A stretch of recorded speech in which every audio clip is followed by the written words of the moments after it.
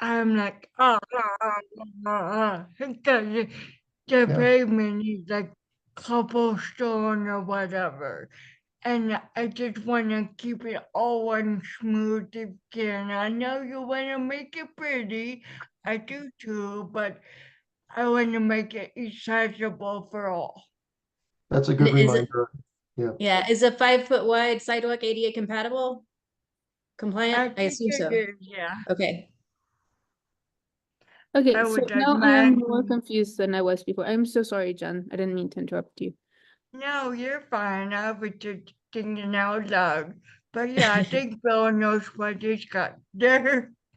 Yes. Okay, go ahead, Trini. So I was just, so if this is a thorough way and it's supposed to be a bike way, how can this be like fenced off? I'm just very, very confused now. I mean, it can't be. It has, there should be no fence as a cyclist. That's why they're asking for Understand the that. amendment. And even with a gate, I mean, Yeah.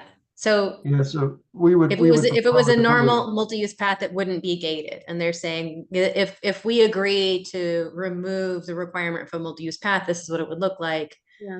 Yeah. Does that make sense? Yeah, but it doesn't. I mean, I mean, Well, I got you. we're making a revised proposal to say if you would like to protect it with a public access easement, then fences would be illegal and they wouldn't be part of the project anymore for that path. It would be a For public that access. one thoroughfare cut through. Or What about using that alleyway that's between buildings 6 and 7? here, Nope, next one over. sorry. Oh, yeah. Yeah, like that, like continuing that alignment and then jogging over to exit the site. We, I'm fairly sure, and the civil engineer is not on the call, but I'm fairly sure that we have all kinds of utilities in there, and Okay, there's things that are not, and also that's a detention area, so none of that is allowed where there's a multi-use path. okay. That explains why you went to the sidewalk. Okay. hmm. So I'm quite unfamiliar with a public access easement. Um, what kind of signage is typical and or required for such a thing? Like how would a passerby on Spruce know this is a perfectly acceptable and approved route for you to use to cut through this, to cut through this block? This is Chandler Vinscock with planning again. I don't think we could require signage, but like Bill said, you can't have any obstructions in a public access easement. Mhm. So really, it would have to be open. So I think the only thing that would really indicate that it was open to the public would just be lack of a fence, lack of a gate. It would connect seamlessly to the existing sidewalk on Okay. Spruce. But it functions as city property. The difference is that the applicant has to maintain it and take care of it, but the Mhm. city has absolute, um, they own the rights to move people through the site. So if the city decided that they wanted to put up signage in their PAE, if the city decided to change the surface, they can do anything they want. It's theirs. They own the Okay. rights to that PAE. Okay. Um,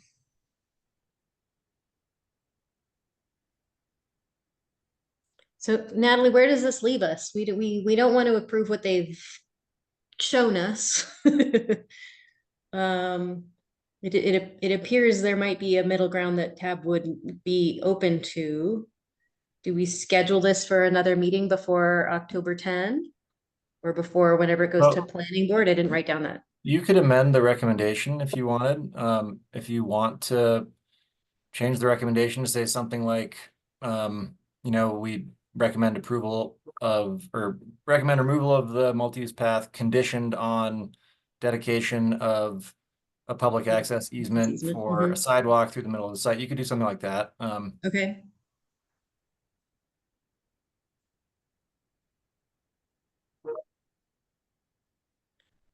And then what would, if we required a multi-use path, it would basically take the same routing that Bill is talking about, but be 12 feet wide and in concrete? Or you would go back to the drawing board and come back with something different?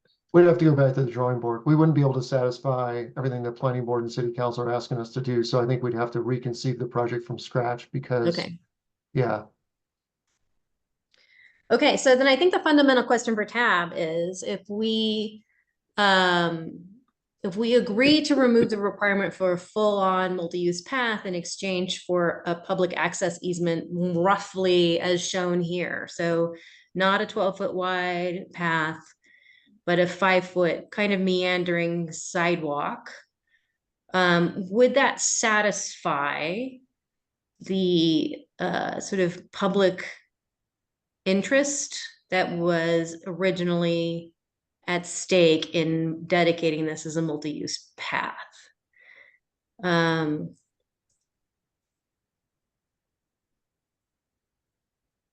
mean, that's not an official description of what our job is, but I think that's a fair way to assess what we're being asked here. And, you know, Trini was expressing sort of a desire to support this project overall, but not wanting, you know, to kill it. We're not here to, I don't think this would kill it, honestly. I think they'd have to figure it out, but they've presented some pretty good connections here. And I think the pedestrian connectability compared to what I saw 3 years ago is vastly improved. So I don't want to have the perfect be the enemy of the really darn good. Darcy, your hand is up.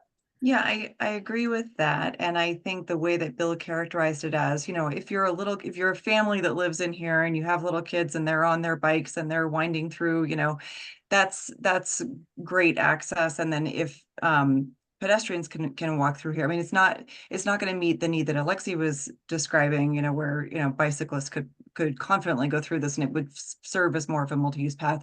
But it would mirror a lot of other places in Boulder that have this style of pathway going through a neighborhood that's very comfortable for the neighbors and for visitors. And it doesn't attract a lot of, you know, so-called outsiders or just, you know, it doesn't attract people who don't, I mean, it's accessible and it's comfortable and it's not something that is, you know, people are going to go out of their way to access, like, but it's just something that provides a key through this area because of all of the access points that exist around it.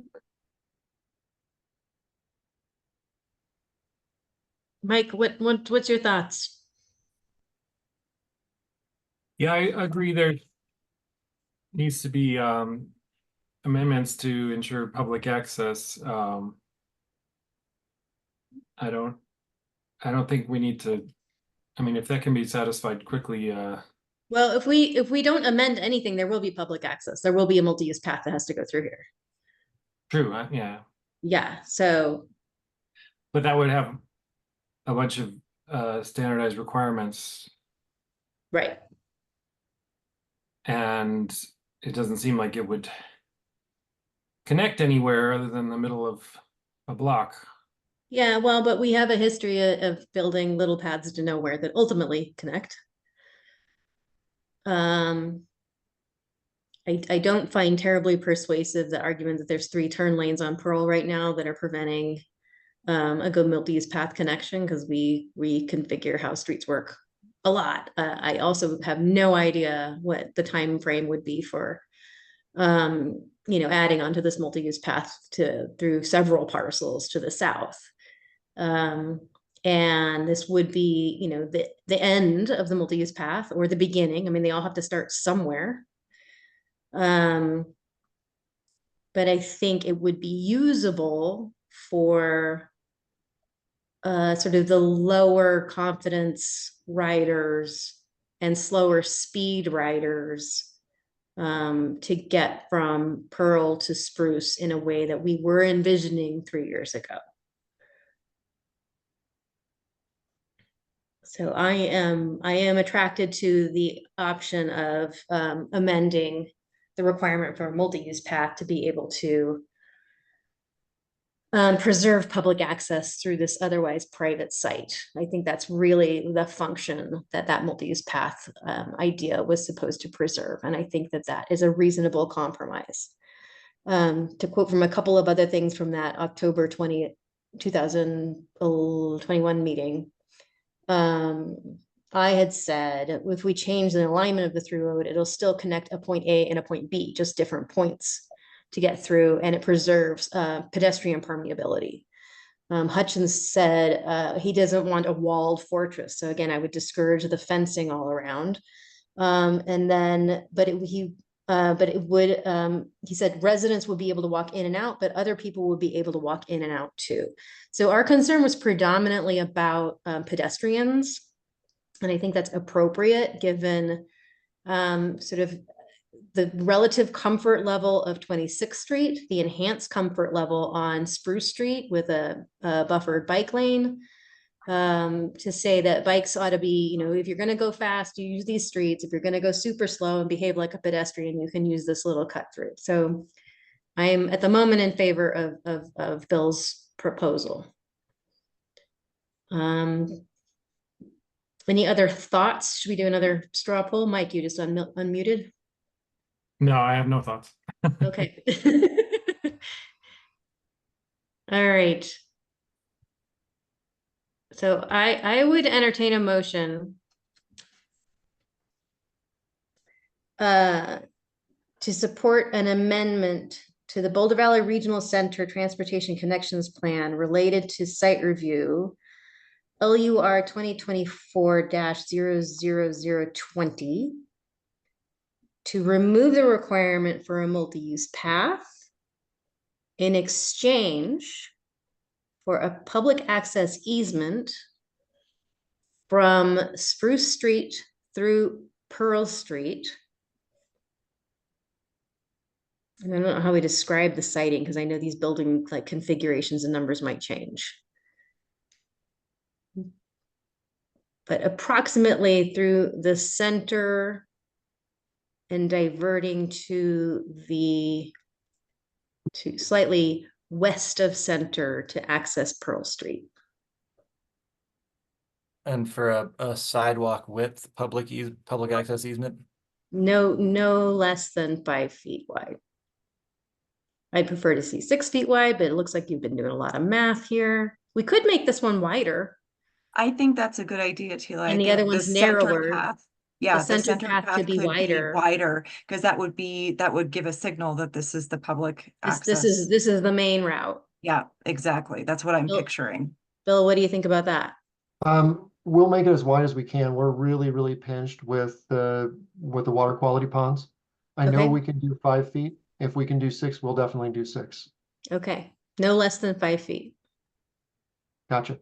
And I'm gonna trust you here.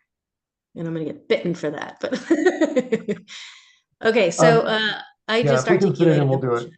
Like I just articulated a motion. Does anyone want to second that one? I second that, Tila. Thank you, Darcy. Should we discuss this any further?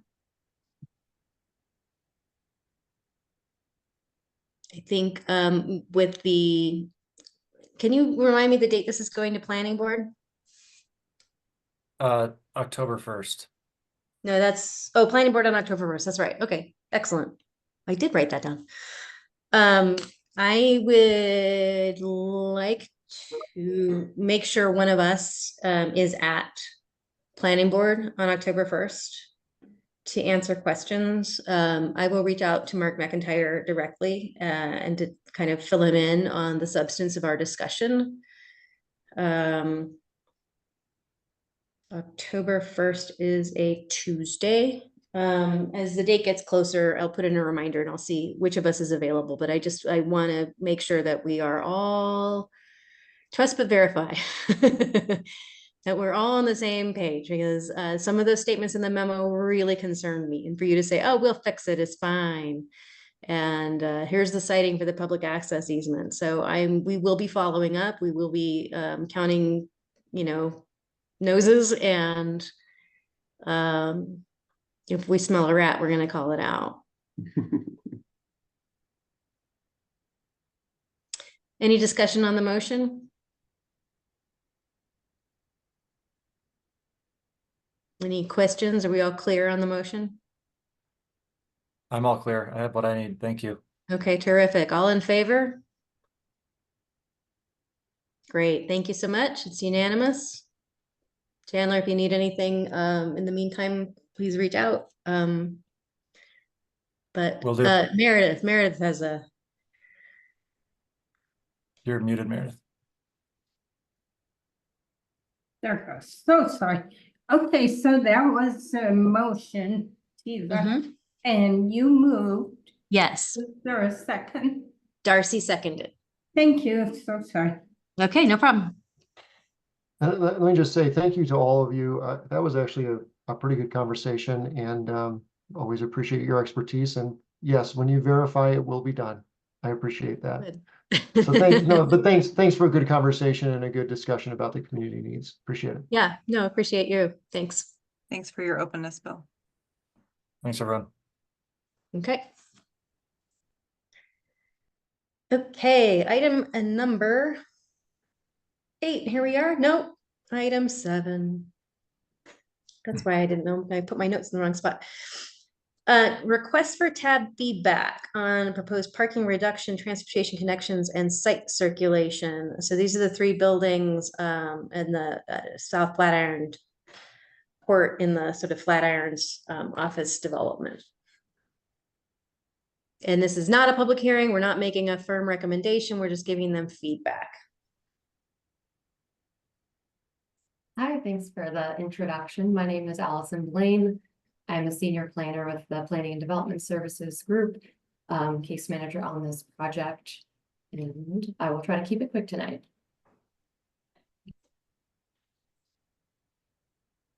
And I will be presenting the project on behalf of the applicants. However, they are on the call and will be available to answer any questions that come up.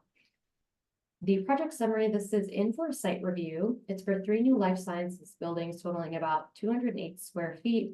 Parking will be located on the first floor of each of the buildings with some parking on surface level parking as well, adjacent to the buildings and along the road surrounding the development. Vehicular access to the site will be taken from South Flatiron Court. Access to the individual buildings will be taken from sort of a ring road that goes around all 3 of the buildings, with bicycle access connecting from either South Flatiron Court as well as the adjacent multi-use path that is proposed to cross the northern boundary. It's shown here in red, connect to South Flatiron Court and also connect internally. Internal to the site is the vehicular drop-off circulation area as sort of like a cul-de-sac roundabout with interior pedestrian access and walkways, as well as pedestrian access immediately adjacent to all 3 buildings. This project was brought originally as concept plan in 2023. It was referred to TAB by City Council, which is why we're here tonight. There are no proposed amendments to any of the area plans, just here for feedback and recommendation. Looking for TAB recommendation feedback specifically on the strength of the TDM plan due to the project size and proposed parking reduction, access and connectivity to the existing multi-use path, and then alignment with site review criteria related to site circulation. This will ultimately be a planning board decision at the end of the project. Our key issue 1 is, does the submitted TDM plan support the proposed parking reduction given the scale of the development, anticipated number of trips generated, and potential impacts to traffic and transit in the area? They are requesting a 23% parking reduction, which is under the 25% threshold. Therefore, it will be a staff decision just for that parking reduction piece. With 2,314 anticipated daily trips. TDM measures do include some of the following: eco passes, dedicated car share, bike parking, and then access to the multi-use path. Key issue 2, does TAB have feedback on the amount of land dedicated to impervious surfaces for site circulation, especially as it relates to meeting the site review criteria, which is quoted below. That criteria states, the design of vehicular circulation and parking areas make efficient use of the land and minimize the amount of pavement necessary to meet the circulation and parking needs of the project. And our final key issue is, does TAB have feedback on the proposed connection to the multi-use path as shown in the submitted plans and required by the connection shown in the East Boulder sub-community plan. This is an image from the actual sub-community plan showing the proposed connection, and then the design that was submitted as part of the site review package at the top right. And that's all I have for my presentation. I can open it up if there are any clarifying questions. And like I said, the applicant is here to answer questions on the proposal. Thank you. That was quick. Well done. Can you remind us what the site review criteria are for the circulation? Yes, I can go back up to it. It's just for this one specific criteria that was sort of identified as part of the concept plan process by planning board and city council. So I'll just leave it here on the screen for you to read. Okay.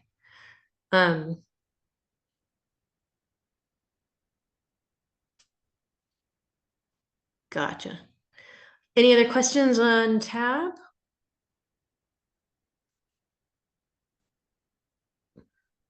Sorry, I changed my view and now I can't see you. Okay, Darcy, go ahead. Sorry, unmute. So I appreciate the inclusion of this TDM plan, which is really comprehensive and fun for someone like me to read because I'm a TDM professional. So it's exciting and interesting. And also, you know, this is one of those places that is currently a bit of a transit desert.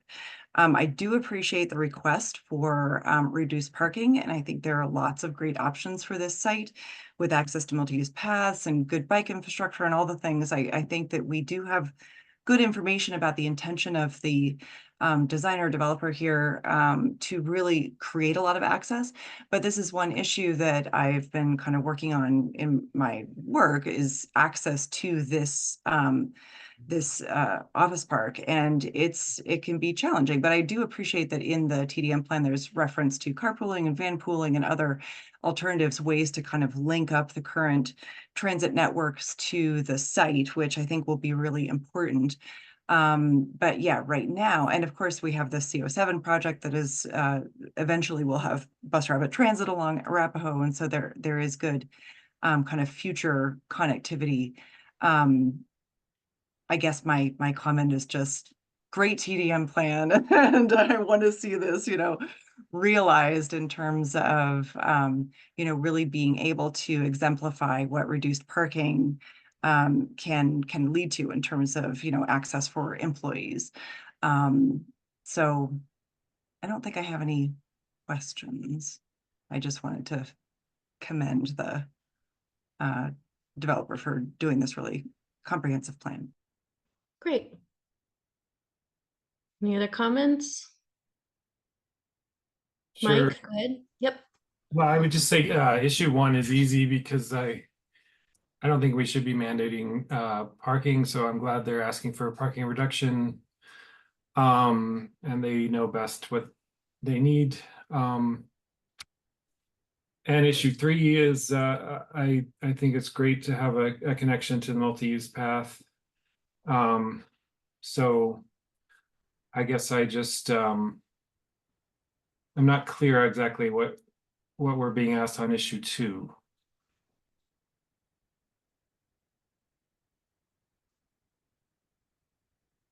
Okay, so alignment with the site review, no, access and connectivity to the existing multi-use path is issue 2. You mean alignment with the site review criteria? Issue 2 is the design. Do we have feedback on the amount of land dedicated to impervious surfaces for sites? Thank you. Okay, I'm with you now. Yeah, I guess, I mean, this is about watershed issues? Yeah, how much concrete there is. Uh-huh.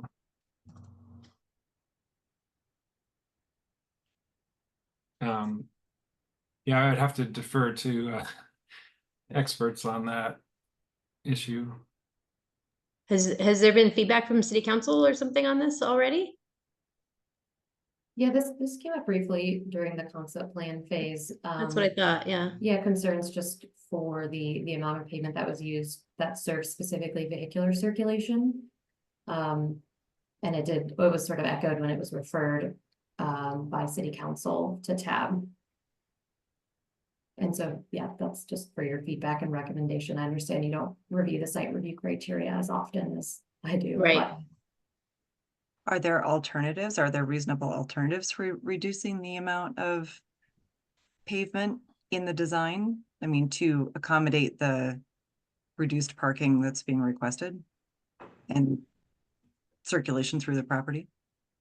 I'm not aware of that, but I don't know if the applicant has thoughts on, you know, some of the design intent and approach for the site.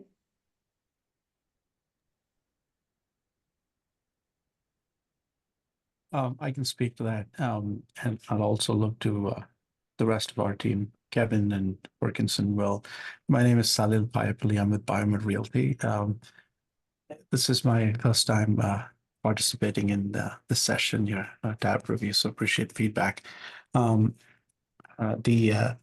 organization of the site, as you can see, we've sort of concentrated all the quote unquote good stuff in the middle, the garden, the park, the landscaping, you know, engagement for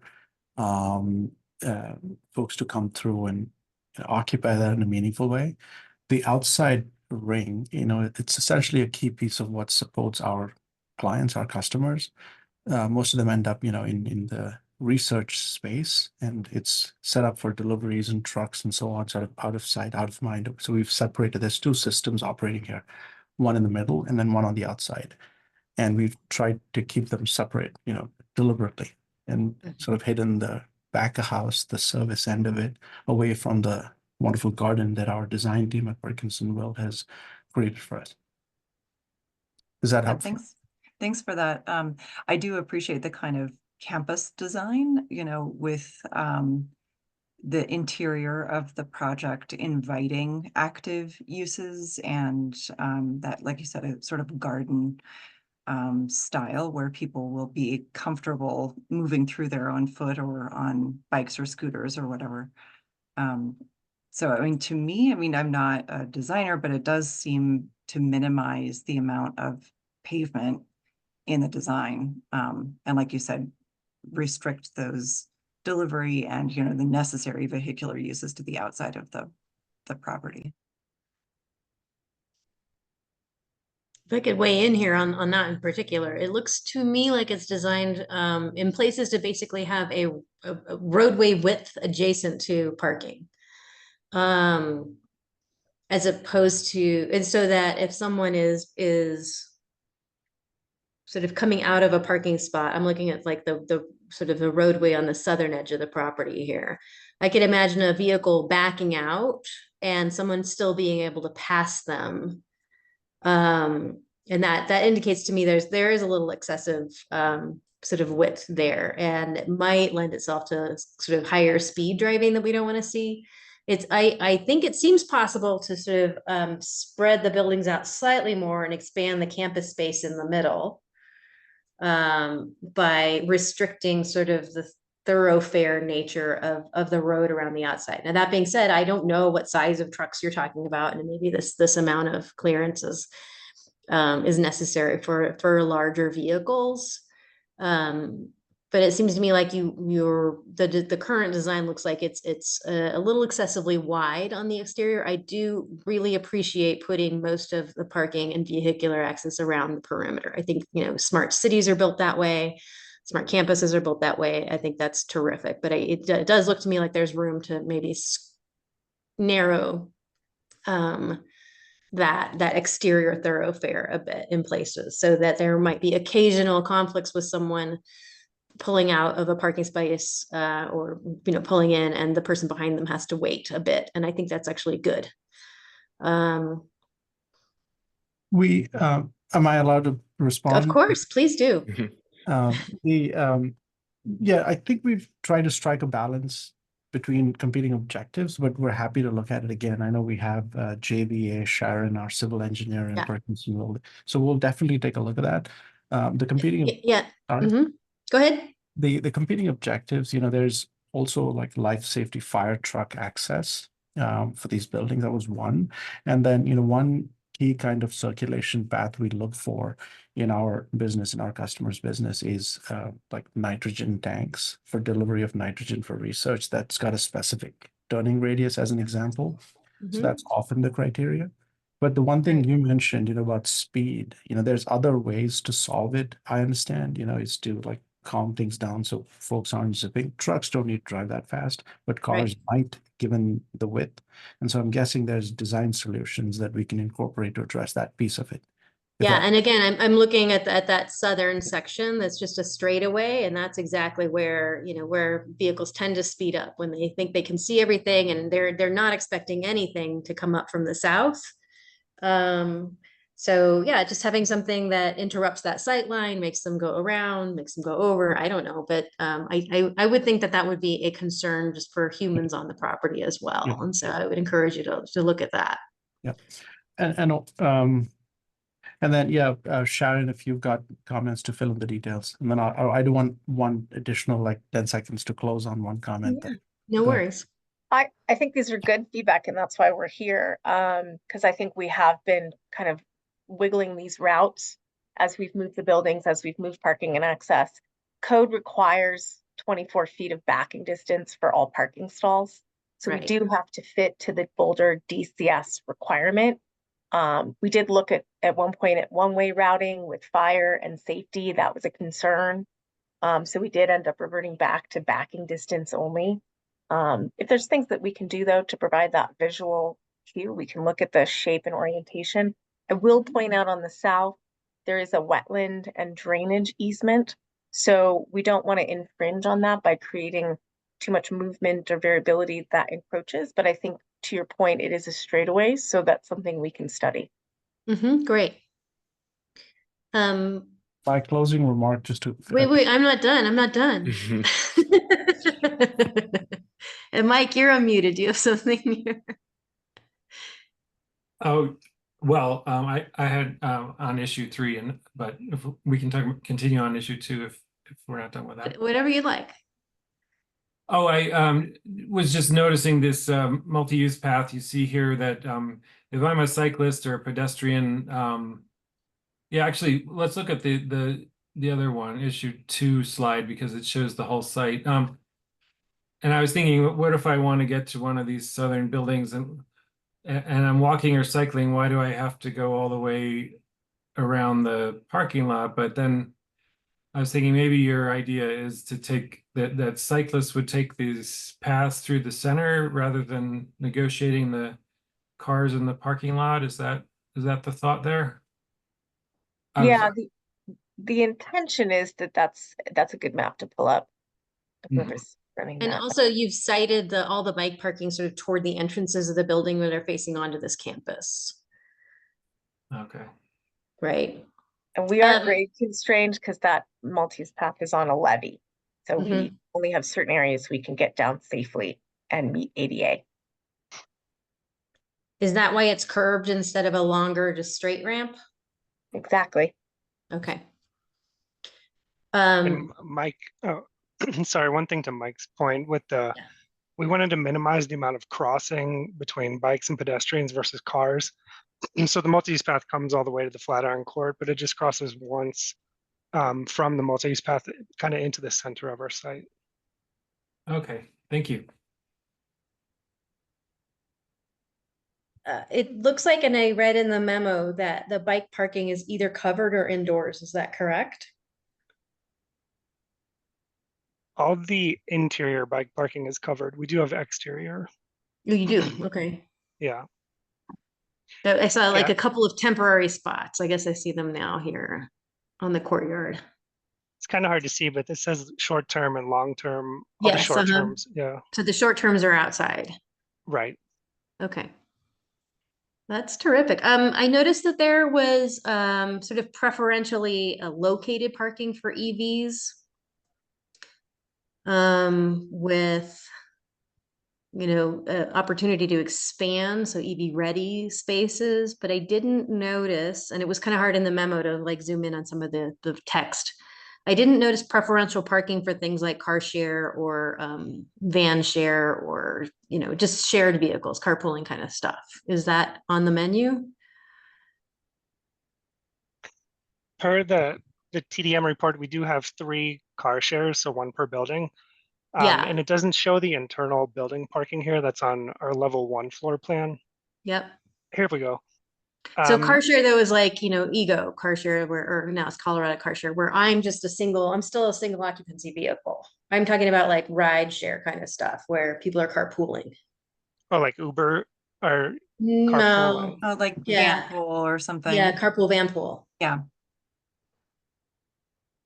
So more like signage that we would put on the exterior to set aside some spaces additionally to EV for those kinds of special uses.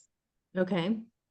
And I car share mean- can be used for that purpose as well. I mean, that, I was going to say some car shares are EVs, but I think that's maybe something we could talk to our traffic engineer about the best place for those.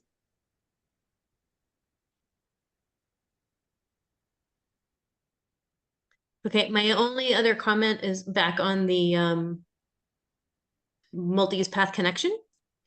Because it's on the northern edge of the site, in the winter, there are sort of shadow considerations. And so I would recommend just deciduous tree plantings on that section so that there's not evergreen complications that impede snow and ice melt. I don't know how persuasive that is. I'm purely advisory here, but deciduous trees are the way to go in that kind of a location. I think those are all the comments that I have. Jen, I see your hand up. Just wanted to back your comment about shade in the snow. Because for a wheelchair user, snow is not your friend. So I know most walkers would say the same. So, make that something you think about when you do the design. Thanks, Jen.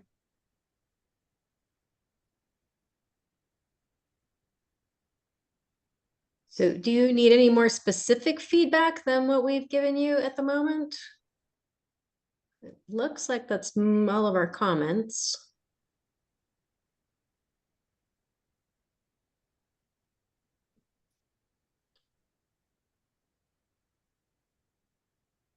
Okay, I think that's all we have. So we have a 10-second closing. No, I won't time you. Oh, no, I just wanted to finish my thought to Yes, the of course. question, which wasn't the grand closing. I didn't mean to preempt the end of this at all, I just, because we don't, we haven't presented to you before, I just want to take a minute to, thank you for the feedback. But also remind, ourselves of a very fundamental, like underlying theme that's animating our business. A couple of years ago, we thought we knew how to do this, which is research life science real estate campuses.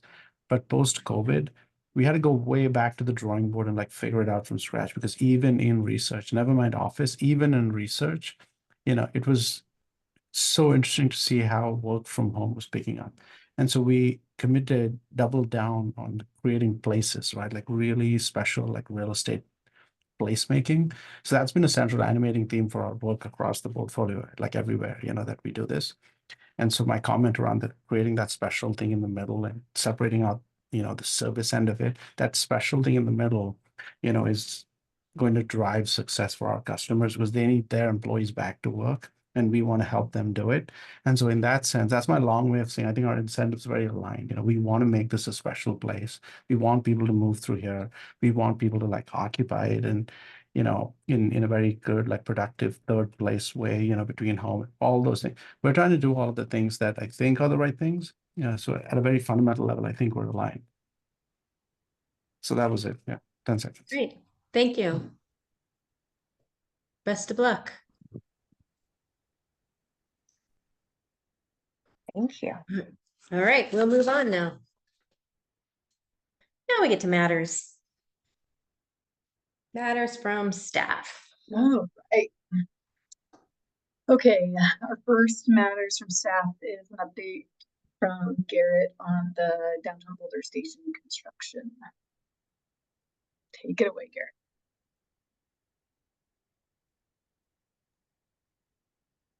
And I am getting my slide ready to share here. There we are. Okay, so we just wanted to provide a brief update on the status of the downtown Boulder station. We're not Hopefully you seeing can- any slides. Oh, you're not seeing it? Okay. Let me try one more time. There we go. Okay. So this is the plan view concept that was shared during the community environmental assessment process that went before TAB and City Council.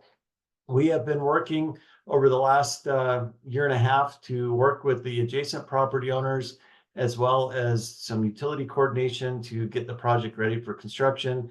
And it will be advertised for construction here in the next week or so, with construction scheduled for this fall. So you can expect over the next few months to see construction activity occurring here on 14th Street, so that we can implement these additional 5 gates to serve the downtown Boulder station. So that's the brief update, and happy to answer any questions you might have about timing and schedule. New speed record by Garrett Slater. Any questions, Tab? Can you describe the timing on this, Garrett? Yes, so we're looking to advertise the project for construction here the next week or so, and have a contractor on board in about 4 to 6 weeks. And so that would put us into construction time frame in October and November. And we expect probably about 2 months, maybe 3 of construction for these gates to be built. Wow, thank you. That's, yeah. Yeah, and then we would expect that RTD would start working on their service planning as schedule changes roll out in spring timeframe, that they would start incorporating these gates into that service planning. Okay. I use the bus service not terribly frequently, and just for a couple of routes, and so I know where they go. And then when there's a new one, when I'm trying to do something new, I'm like, where the heck am I supposed to go? And some of them are around the corner on 13th Street. And so what kind of like wayfinding or passenger direction are we envisioning at the main station to tell people who are maybe not everyday regular commuters about where to catch their various buses? Because this is going to be even more spread out than it is now. Yes. So we don't yet know which routes are going to be on the other side of Canyon. So until RTD lets us know where that will be, we can't obviously communicate or put that in our project documents. But what we have agreed to with RTD is that once these come online, that we'll have both a bunch of temporary as well as permanent signage and wayfinding that is placed both north and south of Canyon to help get folks to the correct gate.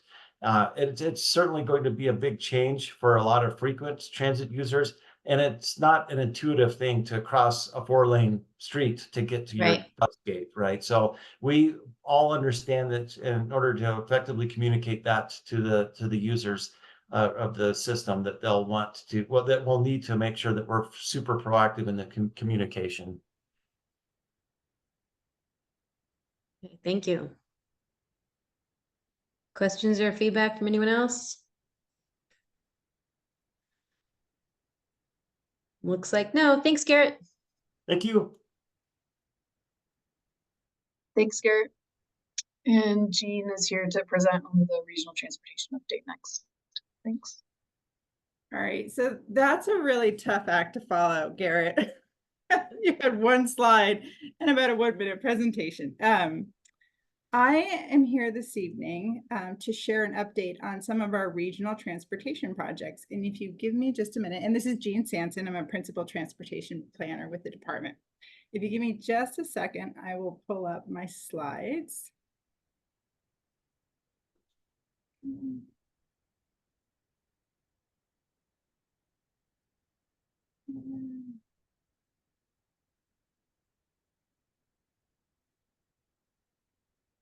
All right, are you seeing a title slide?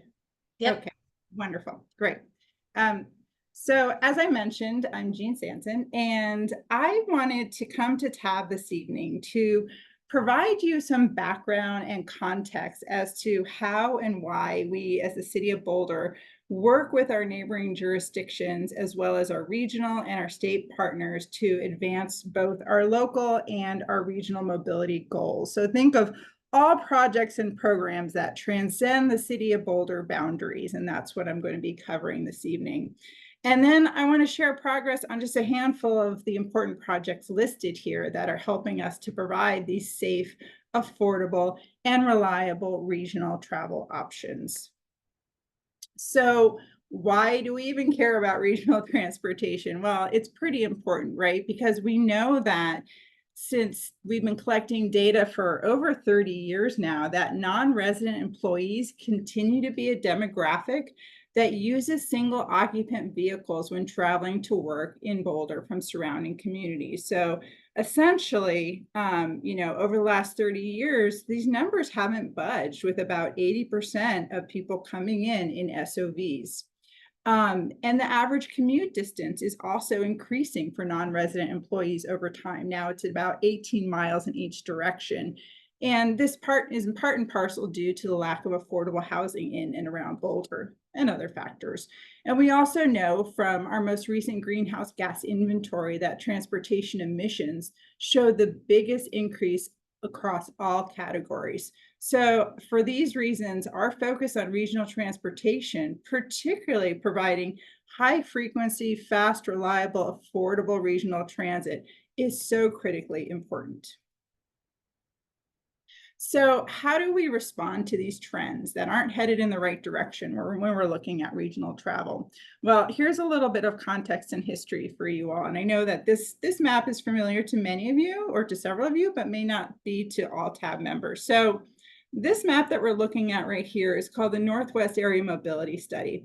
And this is really our long-term vision for improving regional mobility throughout our Northwest area network, with a number of bus rapid transit corridors with, like I said, high frequency, fast, reliable transit that connects communities throughout the Northwest area. And how did this come about? Well, 10 years ago, just over 10 years ago, recognizing the significant cost increases and delays associated with delivering the Northwest Rail project from Longmont to Denver, RTD and local governments convened to map out this network of priority corridors that you see here.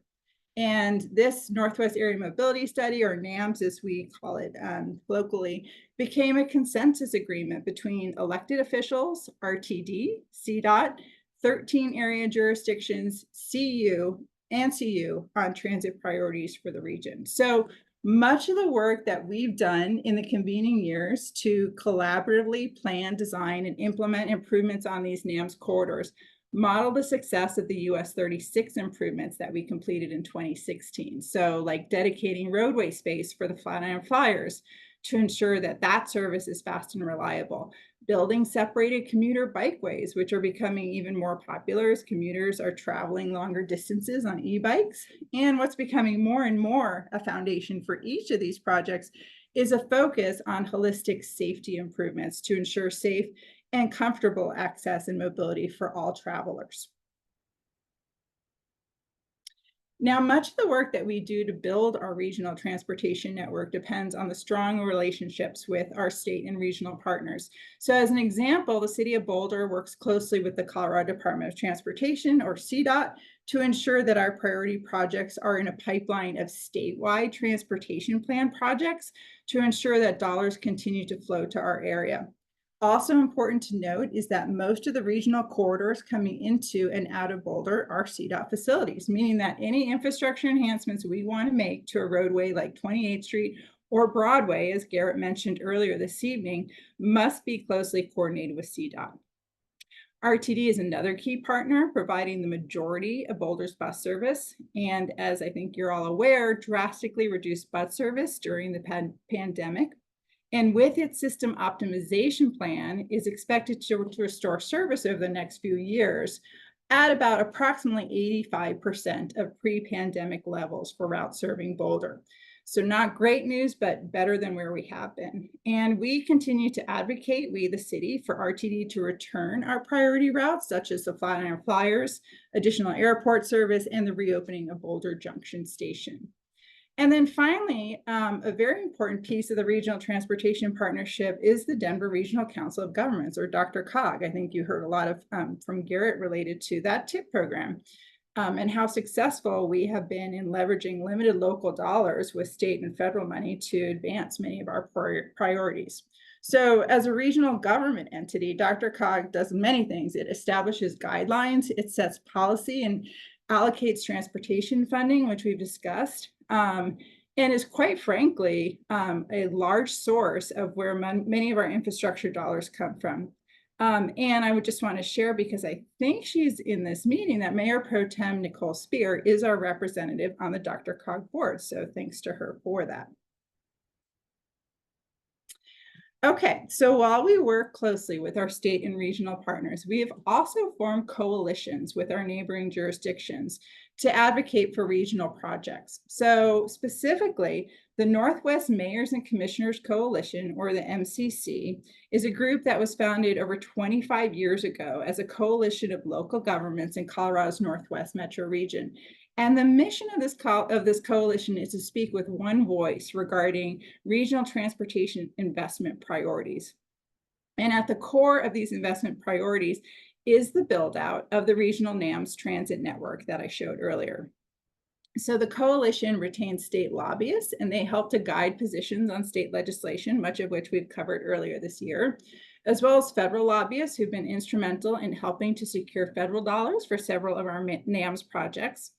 And Mayor Brockett is a City of Boulder's representative on the MCC and travels to Washington, D.C. annually to meet with federal delegates and agencies to advocate for transportation investments in the region. So really, the success of this coalition in advocating for federal funds to our area will be evident in the next several slides as we look at progress being made on CO 119, or the Diagonal Highway, CO7, the Arapahoe Corridor, both of which are being made possible by significant federal grants.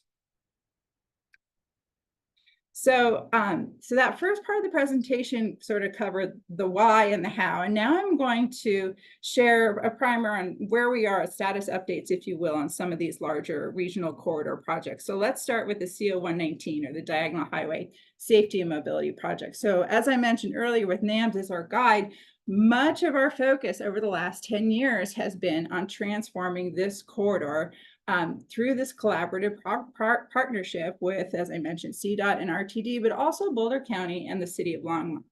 A little bit of perspective. So the Diagonal Highway is our second largest in-commuting corridor into Boulder. But as I think many of you know, it faces challenges. It's a high crash corridor.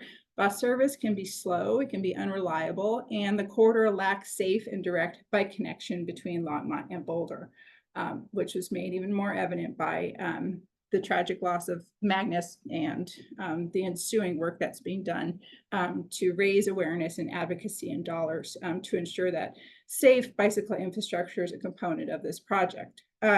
So by 2040, getting back to sort of that larger scale of how people are moving through the corridor, we're expected to see a 25% increase in traffic, resulting in more congestion, delays, crashes, and tailpipe emissions. So to respond to these challenges, this project is anticipated to reduce severe crashes by mitigating the most common crash patterns and improve equitable, affordable mobility options for all travelers. So key elements of the projects, as you see here, include intersection safety improvements, both at the major intersections shown here that are identified with the little symbols, J, lookout, mineral, etc., as well as the unsignalized intersections where access will be changing onto and off the corridor to ensure that we're mitigating some of the crash patterns that we see onto and off of the highway.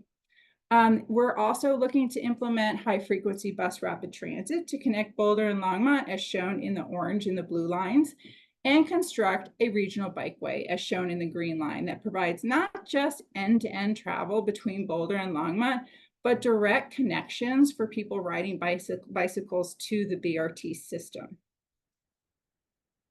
I just wanted to take a minute to share an illustration of a typical BRT station along the diagonal with a park and ride, bus rapid transit platforms, and a commuter bikeway, overpass located in the median of the highway. This particular location at 63rd Street will be the only overpass of the bikeway. The other major intersections will be underpasses, but because of some utility conflicts in this area, the project is designing this particular crossing as an overpass. And I'm going to share a bit more in a minute on that. But you know, unique features of this project are, when we're talking about transit, Q bypass lanes, which are essentially dedicated bus-only lanes through the intersection. So when a bus approaches one of these intersections, it pulls into a dedicated bus-only lane, bypassing traffic waiting at the signal, and then a special traffic signal allows the bus to proceed across the intersection while the general traffic is still stopped at the red light. So with the bus-only traffic signal, buses get a head start, they jump ahead of the traffic and then merge back into the general traffic lanes. And so they help buses avoid delays and congestion in intersections, which really expedites travel for transit passengers. And again, to ensure that travelers can safely and comfortably access the stations, the city is working with CDOT to ensure that first and final mile pedestrian and bike connections to and from the bikeway and the BRT stations are in place before the project is completed.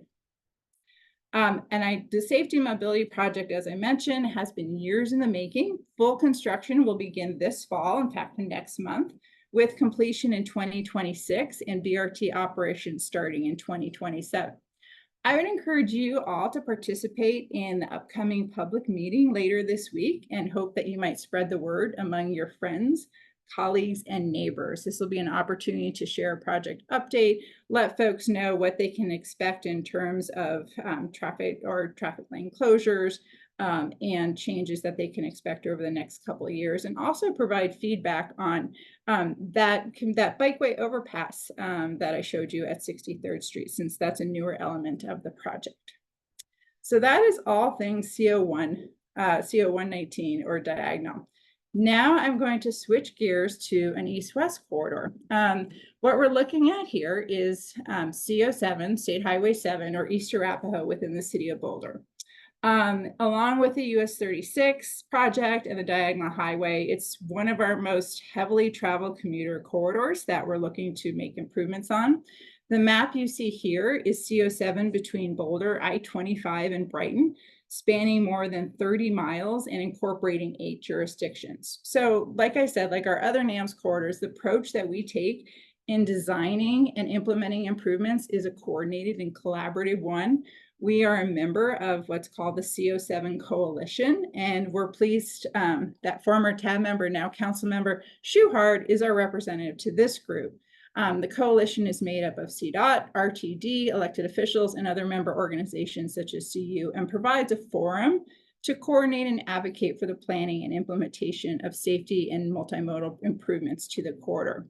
And so what we're looking at on this map is a program of projects that are part of what's called the CO7 Corridor Development Plan, which is essentially a guidebook to how to move from design to implementation. And you can see these projects that are either in design, construction, or soon to be in construction along CO7. So a lot happening along this long corridor. When we zoom into the western end of the corridor within the city of Boulder, or what we refer to as East Arapahoe, you'll see that we have a number of projects underway.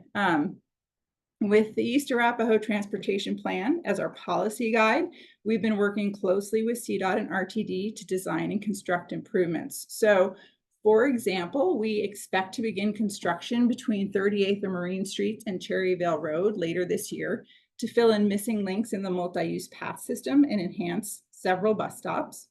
We've also just completed preliminary design for the East Arapahoe corridor, which Garrett mentioned, and will now move into final design for the western segment from 28th Street to Foothills Parkway in the coming year.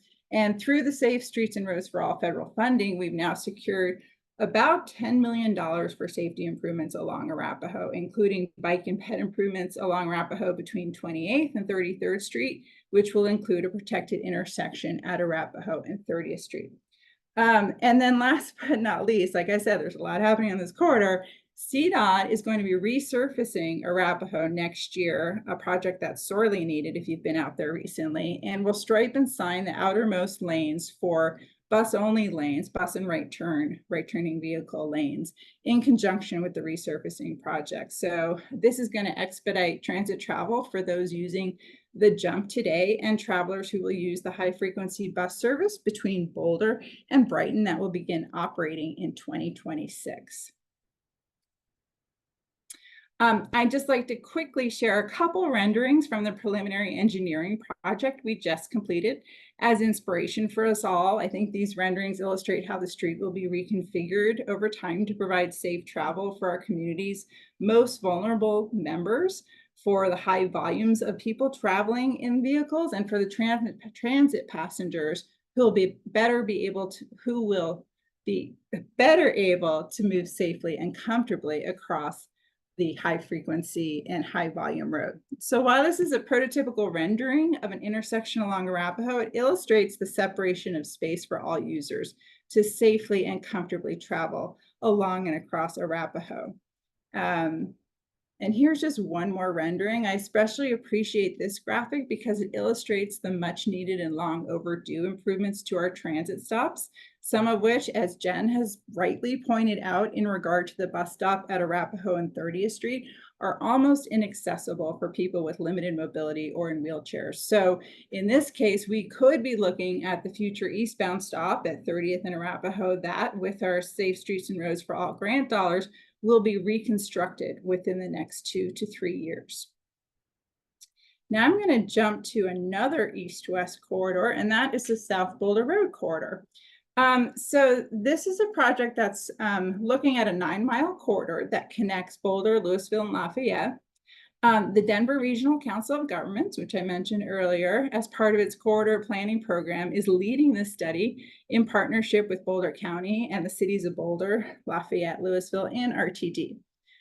Key outcomes that they're looking for is to identify mobility and safety issues, establish a shared vision, and prioritize recommendations to advance along the corridor to meet that vision. And I'd like to extend a special thanks to Trini for being our TAB representative on the steering committee for this study, as well as Darcy for representing the Boulder Chamber Transportation Connections on this committee as well. So I won't read this vision to you as it's shown up here on the slide, but I just want to point out that it hits on common themes we prioritize for all of our regional corridors, right? So starting with safety for all users and including an emphasis on connectivity for pedestrians, for bicyclists, and enhancing bus service and transit passenger comfort with an eye toward the future implementation of bus rapid transit on the South Boulder Road corridor. So, you know, Table Mesa to Broadway would be the western extent of this corridor study.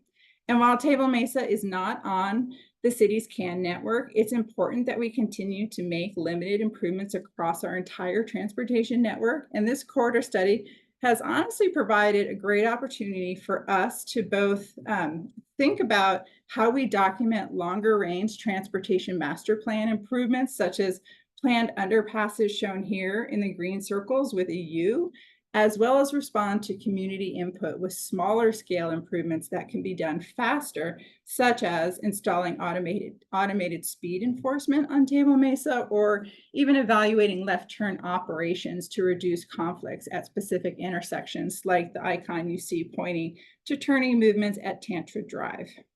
So the final corridor study is expected to be released publicly in the coming weeks, and we'll be working with Boulder County to scope the next phase of study for this regional corridor, with an emphasis on identifying safety projects and transit speed and reliability projects that could be packaged for upcoming regional grant opportunities. And then I'd be remiss if I didn't mention that related to the study is the transit priority intersection improvements currently being designed for the southbound buses turning from Broadway onto Table Mesa, which Garrett also referred to in his CIP presentation, and we're pretty excited about. Okay, so now I'm going to move from roadway-based corridors to our rail corridor. And this project, the next and final regional project I'd like to provide just a brief update on is the Northwest Rail Peak Service Study. So this is an RTD-led study that's identifying what's needed to upgrade existing railroad tracks develop rail stations, and extend the B rail line from where it currently ends at 72nd Avenue in Westminster to downtown Westminster, Broomfield, Louisville, Boulder, which is the concept plan that you see here on this slide, at Boulder Junction and on up to Longmont. The peak service would operate 3 trains into Denver in the morning and 3 trains out of Denver in the evening. They would share tracks with the Burlington Northern Santa Fe, who owns these railroad tracks, with freight trains essentially pulling over and parking while commuter rail passenger trains are operating. While the study advances and is expected to conclude this fall, it's becoming more and more clear that there are exciting opportunities to make Northwest Rail a reality by partnering with agencies like the Front Range Passenger Rail District, seeking to build and operate passenger rail between Pueblo and Fort Collins. Earlier, this Front Range Passenger Rail District learned that they'd been accepted into a federal program, which essentially develops a pipeline of commuter rail projects. And one leg of this project would be Northwest Rail between Denver, Boulder, and Longmont. They are in the initial stages of service planning, which they expect to complete later this year. And as of now, Governor Polis is keen to go to the ballot in the coming years. We expect 2026 perhaps to be that magic year to ask voters for additional funding for this project, in addition to funding that has come from the state via legislation that was passed earlier this year. So with this opportunity on the horizon, we're working closely with RTD and the Front Range Passenger Rail District to ensure the design of the Boulder Junction and Depot Square Station could accommodate the Front Range Passenger Rail. But we operate on parallel tracks, if you will, right? So we're also very much advocating to RTD that they reopen Boulder Junction Bus Station as soon as possible. So with that, I am going to stop talking, thank you, and open it up to any questions. Thank you, Jean. Any questions? You were so thorough, we have no questions.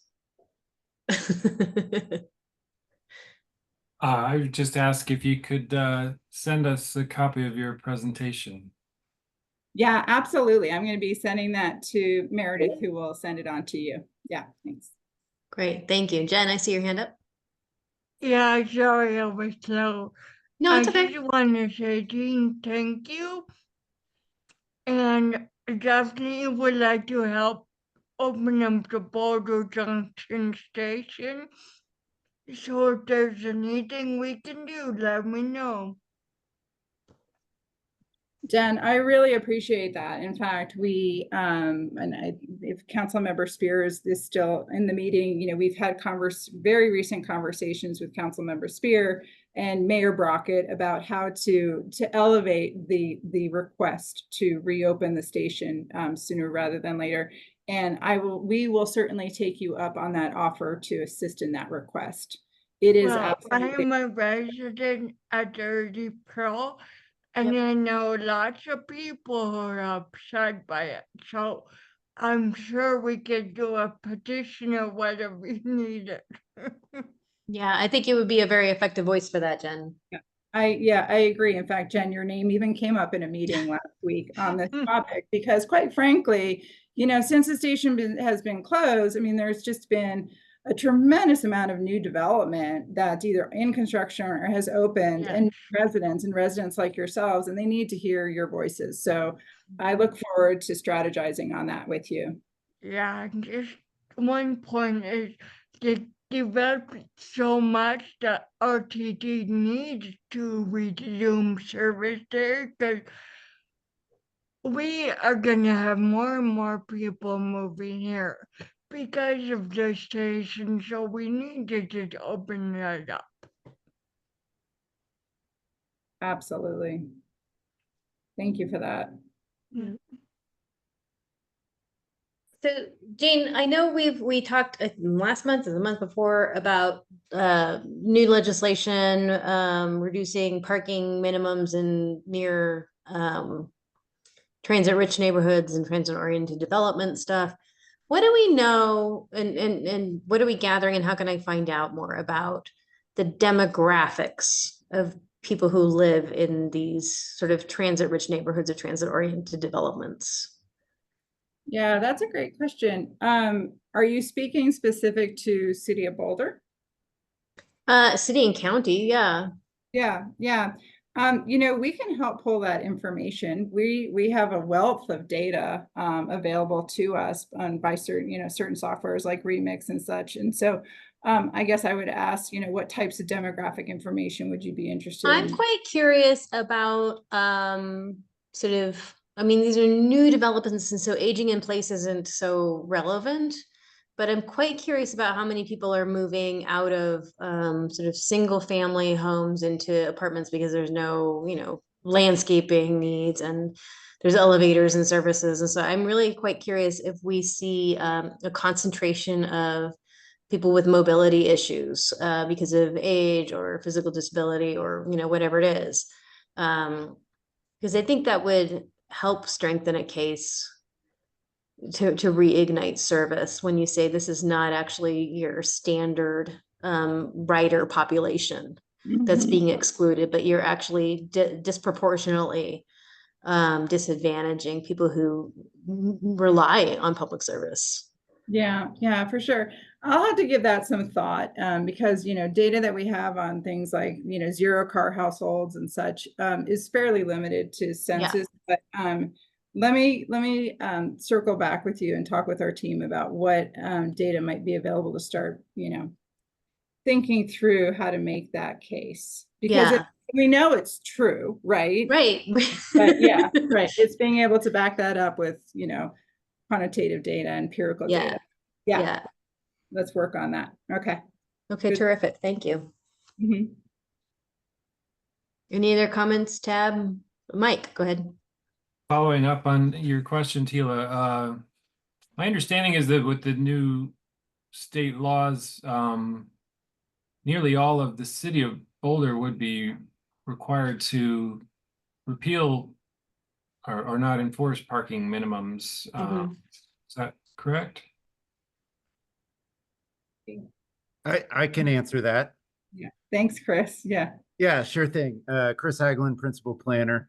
So we've done some initial estimates based on the House bill, and the official maps will come out later, but we estimate about 81% of the city parcels would fall within the transit service area, and therefore we would not be able to have any parking minimum standards for those parcels.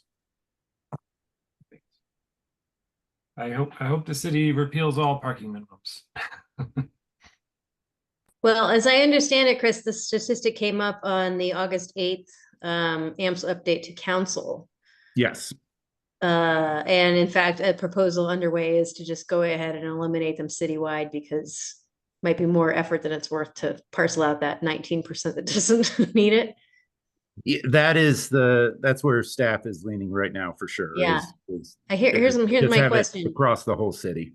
Yeah. So here's my question. Why was that update not sent through Tab first or scheduled to come through Tab? I can skip, or I can speak to this. Thanks, Natalie. You knew I was going to do this. So the intention of that conversation with council was really to just have like a scoping conversation. We weren't sharing so much like where staff has arrived on things.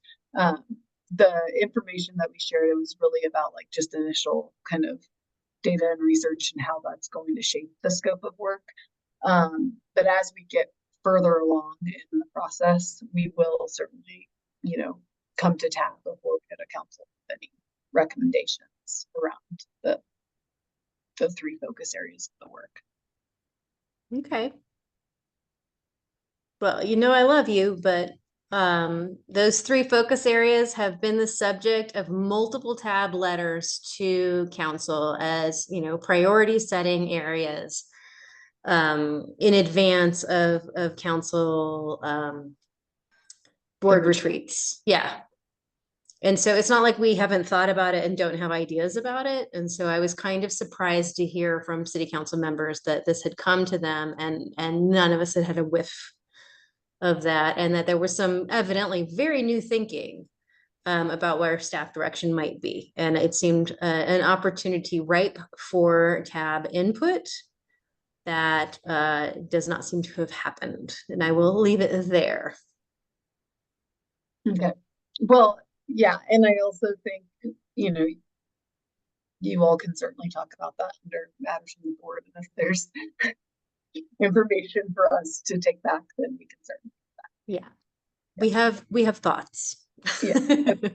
So maybe, are we done on regional transportation? I will quickly go over streetlights and then we'll get over to that. I think so. Anyone else have anything else for Jean? Okay, great. All right, thanks everyone. Thanks, Jean. Thanks, Jean. So we are way off schedule. So I'm going to attempt to not spend a lot of time on this. Just give me a moment to get my screen share.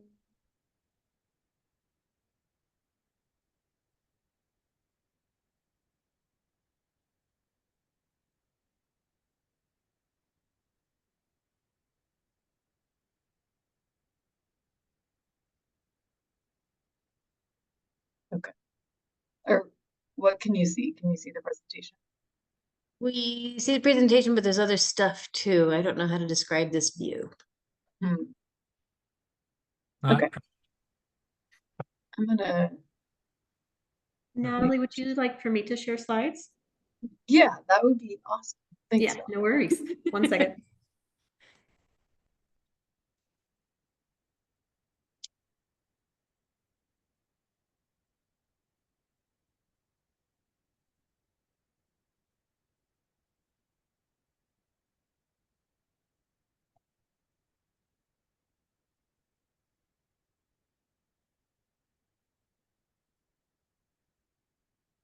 Here we go. Thank you. Okay. Thank you. And you can skip ahead to the next slide. So I'm just going to provide a quick update on the streetlight acquisition project. You certainly saw it as a line item in the CIP, and we have provided updates in the past over the last couple of years around this project. We are finally coming to kind of the culmination of the kind of legal acquisition from Xcel. So it's just an exciting milestone, and it seemed like a good time to share an update. Just for kind of a refresher, you all remember we were acquiring about 5,000 streetlights from Xcel. And you can go ahead to the next slide, Valerie. This was really driven by a kind of a climate initiatives project from the beginning, but also there were a lot of other benefits from the customer experience and reliability of the system. Obviously the environmental side of things, and then also there was a big economic benefit for transportation in taking over the system from Xcel. So there were a lot of good reasons to do this, and ultimately it was a community culture, resilience, and safety fund project, and that's how the acquisition is being paid for. Go ahead and go to the next slide, Valerie. The last time we actually probably spoke about this with TAB was around the community engagement. As we were kind of queuing up for community engagement and thinking through how we were going to get community input on the color temperature of the lights. So we completed community engagement in 2023, and it just helped us kind of determine what the color and temperature would be of the lights, and people overwhelmingly just preferred warmer lights for both the residential streets and major roadways, and that was where we landed. Next slide. And now this is just a summary of kind of where we've been and where we're going. We are at the official acquisition approval. It went through the PUC and was approved at the PUC on July 31st. So we are just finalizing paperwork and the purchase, and then we'll officially kind of own and operate the system going forward. And the first step is really to separate the lights from Xcel's infrastructure. So that work will begin in October as we get contractors underway to separate the system, and then we'll be able to convert the lights to LEDs and then start operating and maintaining them as we do a subset of streetlights in the system already today. So it's very exciting. And I can, oh, there's one more slide, sorry, I was gonna wrap it up, but wow. This is a great plug where the business services division has been leading the asset management kind of planning for and program for the streetlight acquisition. And we're really just taking the opportunity to kind of do it right from the beginning and really have all of the assets in the system, and then come up with a really, thoughtful kind of planning around how we're going to take care of this system more proactively than Xcel was doing in the past. So, yeah, I think that's it. That covers it. Thank you. Any questions? Thanks, Natalie. You bet. So this was described by Garrett earlier in the CIP discussion as, it's going to be a net savings for us instead of writing a big fat check. What's the like ballpark of that big fat check that's been going on? Well, so the total cost of the acquisition and conversion, I think, is $7 million. And Mary Martin's here, so she can correct me because he was just saying like the annual check to. Yeah, so the annual cost to take care of the system today when Xcel owned it, or yesterday when Xcel owned it, was about $1 million a year. And so there will be a significant savings, and the CIP line item is what we expect will be to maintain the system ongoing, and that's what's being built into that line item. So the difference is really that savings that, I say that with a bit of a caveat because we also needed to hire an asset manager to, help with the care of the system, and there are other costs associated with it, but we certainly are still coming up in the positive. Okay. And then one of your slides was like community engagement on the color temperature, and you described that. What level of community engagement was this project? That's a great question. I think we were probably in the consultant area of the project or of the spectrum, but Mary Martin, feel free to jump in here if you want to clarify my estimation. Yeah, I'm not super well versed on the exact terminology there, but it was inform and consult. Yeah, it felt like a combo of inform and consult. And again, I'm just stymied by this concept because it doesn't seem like we have a clear methodology for determining what projects go into consult, which ones go into inform, which ones go into involve, etc. So just lodging my continuing complaint on that. Thank you. Noted. Any other questions for Natalie on this? That might be the last time you hear from her. Does anyone want to say anything to Natalie? Don't need to do that. Bye, Natalie. We love you. We're gonna miss you very much. And I don't know if you can see me because my computer died and I can't find my charger, so I'm on my phone. Oh, you're on your phone. Okay. So but it's been amazing. We're gonna miss you very, very much, and we wish you the best. Thank you, Trina. You're welcome. Yeah. Thanks for your, oh, sorry, Mike, go ahead.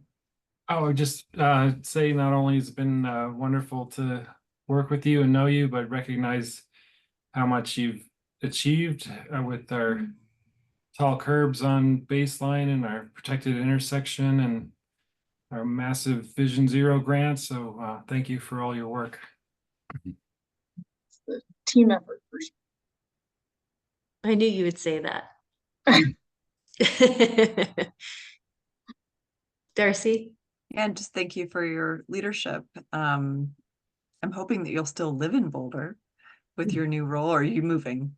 She's in Niwot anyway. Be in Boulder County. Yeah, that's okay. Or just, you know, yeah, nearby. But yeah, thank you for your leadership, and we've enjoyed working with you. I've enjoyed working with you in both of my roles. Thanks. Thanks.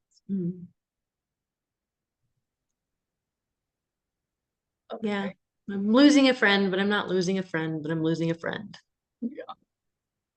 You know, and I've told you this privately as well. I think what sets you apart from your predecessors is both like the confidence that staff has in you and the trust that they have in you, and your plainspokenness. You have a nice way to give a hard answer, but no means no for you. And it's not beating around the bush, and it's not, you know, maybe yes, but maybe later kind of, you know, things. You're telling us really straight what your constraints are, what your concerns are, what you're balancing.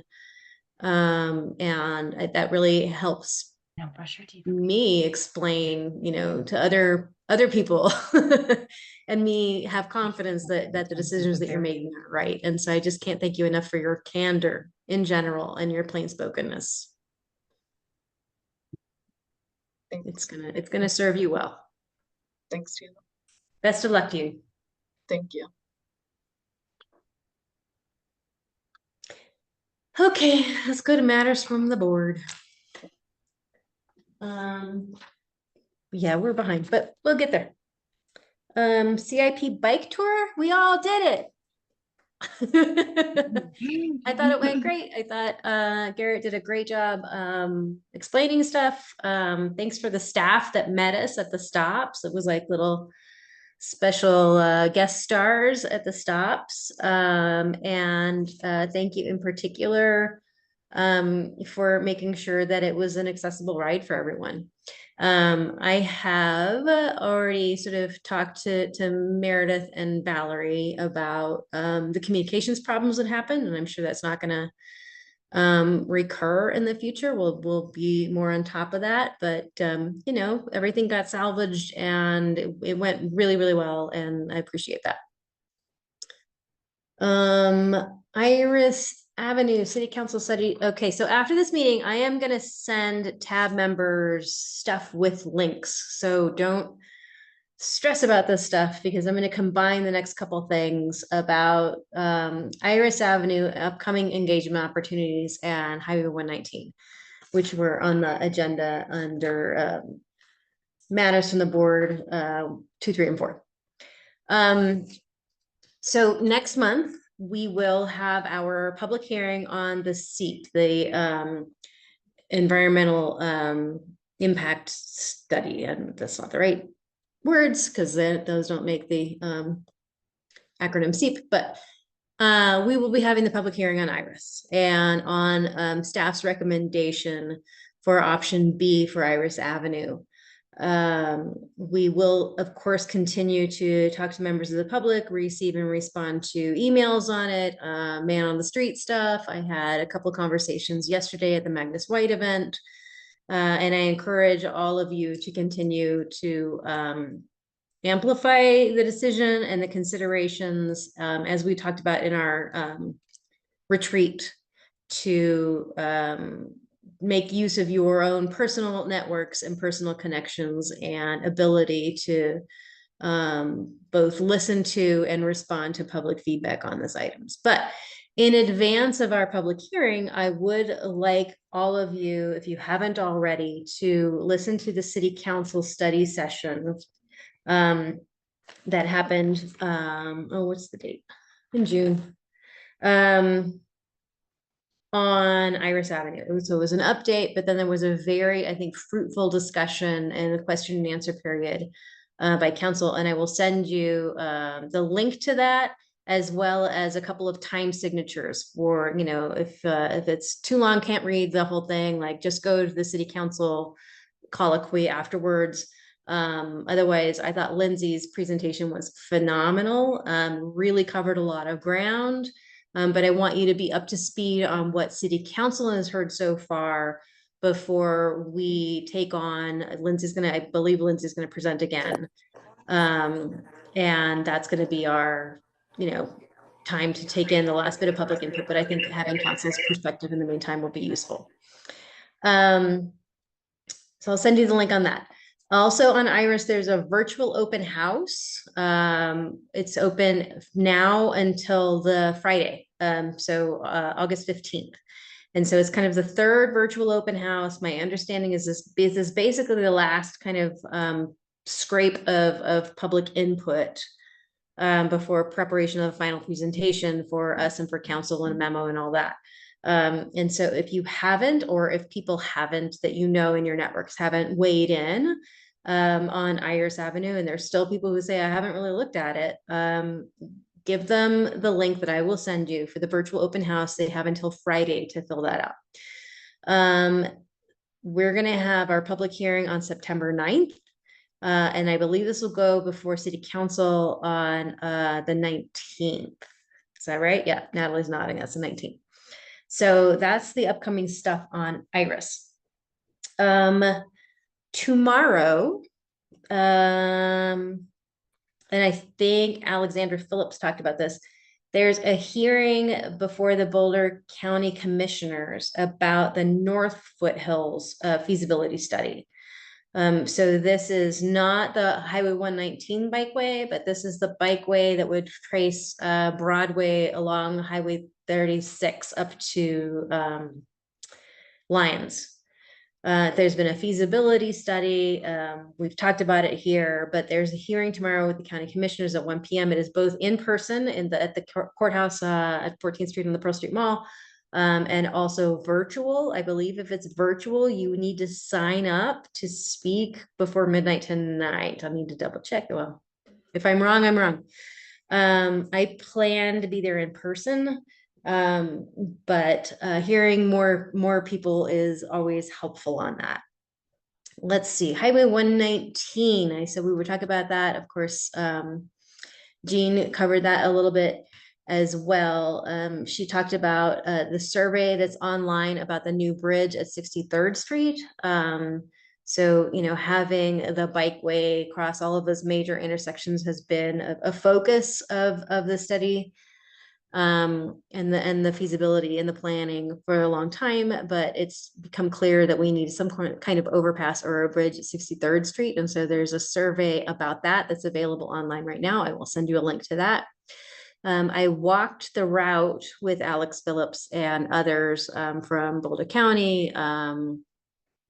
Sue Prant was there, a bike shop owner from Niwot. So a nice little cross section of people who would be interested in this and in endorsing this as a commuting bikeway. So we walked the route. It was very interesting. You have to see like how it interacts both with the highway, and it's not really a wildlife corridor, but there was some, I did get some vertebra from a deer or an elk that was in the middle there, and just seeing how the routing is going and how careful they have been to preserve without disturbing with existing trees and all of that. Construction will start soon, as Alex mentioned, and we are hoping completion in fall of 2027. As part of that walk, I and Alex discussed sort of messaging to the public about it.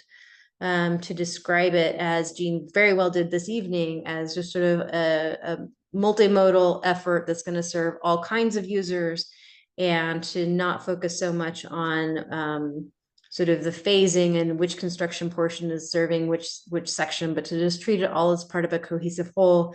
I saw Alex the following week at an event in Colorado Springs. She said she had talked to CDOT and that conversation had gone well, and so that maybe they were going to be better about not separating out the different bits, because what the last thing I want to have happen is, you know, some of this look like a giveaway to cyclists or a giveaway to bus users, but to kind of say this is going to make things better for everybody using this corridor. And I think that's the same kind of messaging we should be encapsulating on Iris Avenue. Finally, there's a webinar on all of this tomorrow. Alex mentioned that. That's at 6 o'clock. So tomorrow, before the Boulder County Commissioners, the North Foothills thing, and then at 6 o'clock, a webinar on the Highway 119 bikeway. And then the last one that I wanted to point out in terms of opportunities for engagement is that Baseline Phase 2, the open house. Garrett mentioned it, but it's happening in person at the Meadows Library branch on August 19 from 4 to 6 p.m. I think it would be exceedingly valuable if 1 or 2 members of TAB were there to talk about Phase 2 of Baseline. And again, the messaging I think is going to be, this is going to make life better for everybody using the corridor. It's not a giveaway. This is going to be, I think, more transit oriented sort of improvements, but it's not just for bus users. Like if people driving can see that everyone using the bus is getting out of their way, that would be a helpful kind of cohesive message to send. So would love to see some TAB members at those. I think that's all I have about upcoming engagement opportunities and kind of stuff that's ripe for discussion and input from us. And then I know Darcy and Trini were on the Vision Zero Community Partnership meeting. I will also mention there was a representative from Michael Doherty's office there, because I happened to have a meeting with him the day before talking about traffic violence, and he was asking how can the district attorney's office be more involved in this kind of stuff. And I was like, well, you could join the Vision Zero partnership. And sure enough, they sent someone the next day. So I hopped on to make sure she got on okay. And then I saw the 2 of you were there. And so I didn't hear what happened. So how did it go? Well, how did it go, Darcy?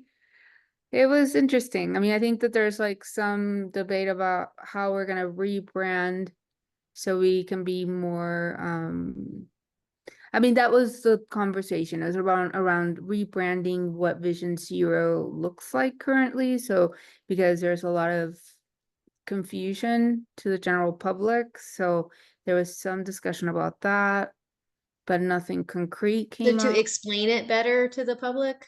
Yeah, because it seems to be that a lot of people don't understand what is meant by that. That it's Yeah. just like a very broad statement, and that a lot of people don't think that it's even feasible. So like parting from that, stance, it's just like negative from that moment forward for a lot of people, right? But there was really nothing concrete to come of it. So I think we're gonna meet again and just kind of discuss, not necessarily rebranding the whole thing, but kind of maybe focusing on one message. I mean, someone contacted me post meeting and said that one of the things that they loved about my organization, about It Could Be Me, was that it was so incredibly like to the point, right? That it was just very, very straightforward and to the point. So there's conversations to be had, but that was basically what the meeting was about. Like who agreed, who didn't agree, and Yeah, and it was a reinvigorating of the process that had been dormant for a while. So it'll continue and be connected to specific projects and yeah, but it was sort of that reinvigorating conversation about what do we need to emphasize initially. But yeah, we'll be on successive calls for sure. Okay, great. yeah. I think we're all really passionate people trying to do the right thing, and it's just, sometimes it's just we get stuck on one thing, and I think we just need to move forward so we can advance. But it's great, I mean, to have so many people involved. Okay, great. Thank you. Open board comment. Anyone have anything new to raise, bring? Well, I wanted to say something. After the Magnus event yesterday, and it's, you know, Ride for Magnus, Ride for Your Life, and it's a series of events that are gonna happen, but I just wanted to thank I everybody. found this on the web for a series of events that are going to happen, What? Bob. Thank you, Computer's Siri. the same. Escape. I don't know how to Okay. I'm so sorry. But anyway, I just want to thank all, like, the city of Boulder for sponsoring the event and everybody that helped. Justin Greenstein, Leslie Mays for designing the route, Natalie, obviously, Valerie, everybody that had something to do with it. I mean, it was something that just went beyond our expectations. I mean, I got to write a little bit of it. I was in charge of the stages and a lot of things that were happening at the same time. So I did get to write a little bit of it. And just coming back, I rode out over to Pearl, and on the way back to seeing the sea of cyclists. I mean, it was just not nonstop. And, you know, I mean, and then the rally for change. I mean, I think there's 3 very clear asks, and it was very empowering for people to know that there's an immediate thing that they can do to, you know, engage in change. So thank you so much to everybody that was involved. It meant obviously everything to the Whites and to everybody that was involved. I mean, we worked really hard for 5 months. So thank you. Thank you. Yeah, you did a great job, Trini. It was really powerful. Thank you. Thank you so much. And yeah. Okay. So we're at future agenda topics. Like I said, we're gonna have our public hearing on Iris. That's probably overshadowing a whole bunch of it. Does anyone have any burning issues to put on the list? As always, you can email me after the meeting if something occurs to you. We will be meeting next week to set the agenda for the following meeting.